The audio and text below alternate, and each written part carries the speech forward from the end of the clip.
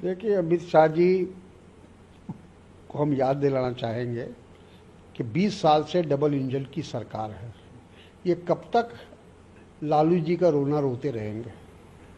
20 साल में ये बिहार को ठीक नहीं कर पाए, बिहार से घुसपैठियों को निकाल नहीं पाए, बिहार की गरीबी दूर नहीं कर पाए, बेरोजगारी दूर नहीं कर पाए, पलायन दूर नहीं कर पाए। विकास का जो हाल वहाँ ये है, ये एक महीने के अंदर 17 पुल गिर जाता है, शराब वहाँ के चूहे पी जाते हैं। अभी भ्रष्टाचार का भी नया एक उदाहरण आया है कि एक इंजीनियर के घर में करोड़ों रुपए को जलाया गया। तो ये सारी चीज़ें हो रही हैं आँख के सामने और उनको नज़र नहीं आ रहा है। दुखद है। जेपी नड्डा के पॉलिटिकल पार्टीज हैं वो अपनी ज़मीनी विचारधारा को पूरी तरीके से खो चुके हैं। जो लेफ्टिस्ट थे वो अब लेफ्टिस्ट नहीं रहे, जो राइटिस्ट थे वो राइटिस्ट नहीं रहे। लेकिन एक बीजेपी ही एकमात्र ऐसी पार्टी है जो कार्डर बेस्ड पार्टी है, विचारधारा वाली पार्टी है, और हमने कभी भी अपने सिद्धांतों के साथ समझौता नहीं किया, चाहे वो सीए हो, यूसीसी हो या ट्रिपल तलाक। हंसी आती है उनके इस बयान पर। वॉशिंग मशीन खरीद लिया है भारतीय जनता पार्टी ने, और जितने बेईमान करप्ट पॉलिटिशियन हैं अलग अलग पार्टियों में, उनको सबको लाके यहाँ वॉशिंग मशीन में धोया जाता है और फिर उनको महत्वपूर्ण जिम्मेदारी दी जाती है। और वहाँ उसका अध्यक्ष अगर इस तरह की बात कर रहा है तो आश्चर्यजनक है।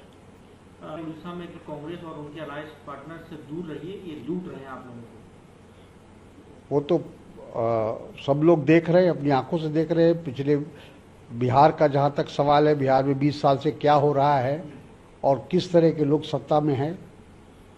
इंडिया पाकिस्तान मैच है, क्या प्रतिक्रिया आपकी? कुछ नहीं, मैच की तरह होना चाहिए और इसमें कोई, हमको नहीं लगता है कि कोई राजनीति की गुंजाइश है। अगर हम अंतर्राष्ट्रीय टूर्नामेंट में खेलना चाहते हैं तो जाहिर है कि हमको उनके जो गाइडलाइन है उसको फॉलो करना पड़ेगा, उसके साथ चलना पड़ेगा। क्या बॉयकॉट है? मेरा ख्याल है कि बाइकाट करना है तो पूरी तरह से बाइकाट किया जाए। गवर्नमेंट ऑफ इंडिया उस बात का फैसला ले कि अब पाकिस्तान के साथ चाहे अंतर्राष्ट्रीय टूर्नामेंट हो या किसी प्रकार का टूर्नामेंट हो, हम उनके साथ नहीं खेलेंगे।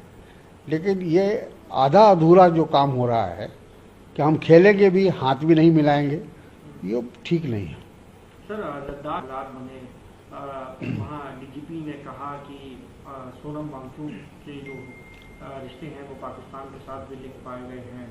वहाँ कई लोगों घायल भी हुए हैं, इवन सीआरपीएफ के लोग भी घायल हुए हैं। कैसे इन पूरी घटनाओं को आप देखते हैं जिस तरह से जोड़ा जा रहा है पाकिस्तानी एंगल?